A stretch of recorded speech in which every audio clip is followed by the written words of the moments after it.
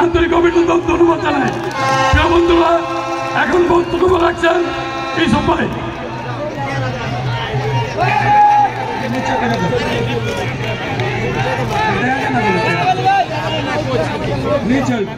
আজকের এই সমাবেশ প্রমাণ করে যে রূপগঞ্জে দীপু ভাইয়ার কোনো বিকল্প নয়।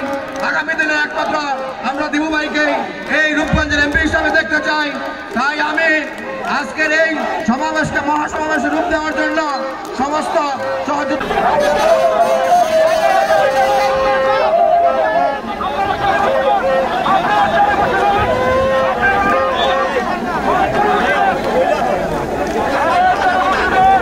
সংগ্রামীর সাথে বন্ধুগণ এ পর্যায়ে